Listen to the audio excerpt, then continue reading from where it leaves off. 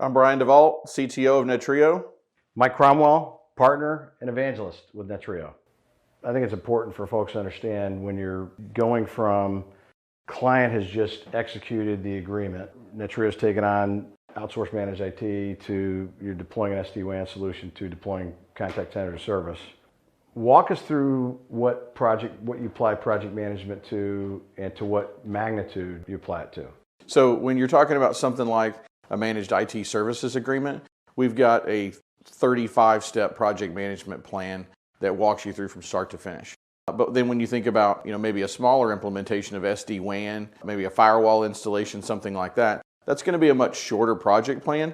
You kind of establish the same components to it. There just aren't as many involved steps. In our case, we use templates that we can apply to most every project. Now, that's not to say that doesn't get modified slightly based on the client's engagement criteria and the requirements that are built into it. All right, so the first tenet of good project management is project initiation.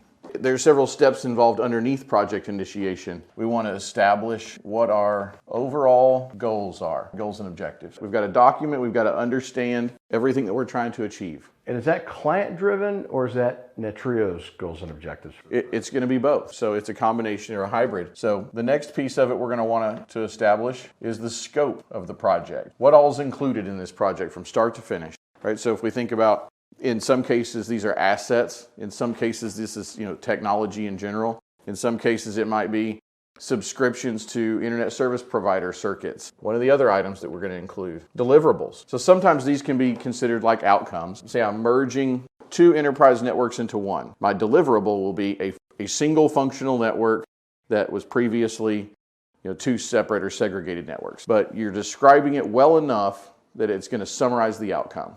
Is a deliverable something that's tangible, something that you have in your hand, something that's a finished product?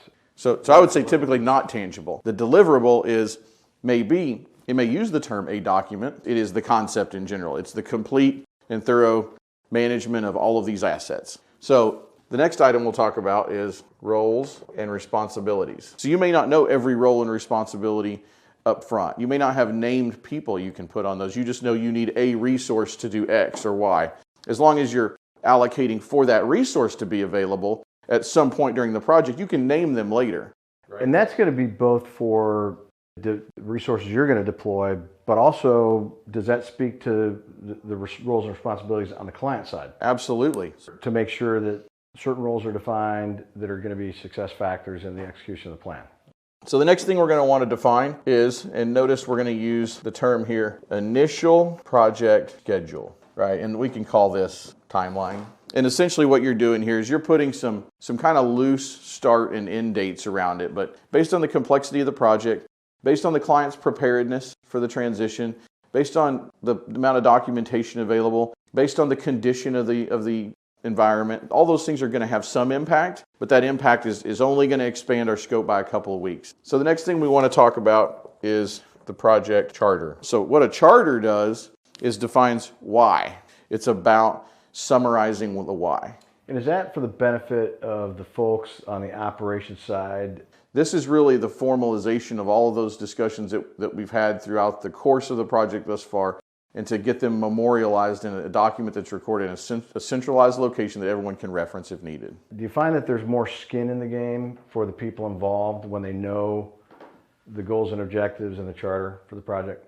So by restating all these overall goals and objectives and the scope of the project, it gives everybody that has a role in the project the opportunity to read through that and see, okay, this is what this project is for, and we are going to cover these types of things. Or on the converse side, we're not going to cover those things, right? Sometimes a project charter and the scope can be just as important to say what we are doing versus what we're not doing. If there's any gray area, then you want to use that as an opportunity, use this project charter and this initiation process as an opportunity to define that.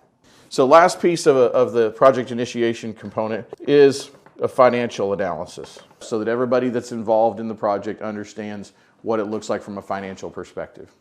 And is that analogous to what goes into the initial scope of work for the financial analysis as part of the proposal, or is this more addressing the underlying cost to execute this plan? It could be both. In most cases, it's inclusive of the first thing, the first item, which is the proposal that was signed that started this. Well, that's important too, to make sure that what you deliver is delivered within what you quoted. It's consistent within here. How soon from the time the client signs to the start and finish of this phase? So it's 2 to 4 days either way. Because even on the complex side projects, or the projects that have some increased complexity, you have already had a lot of these discussions and outlined a lot of this that's contained inside this project plan.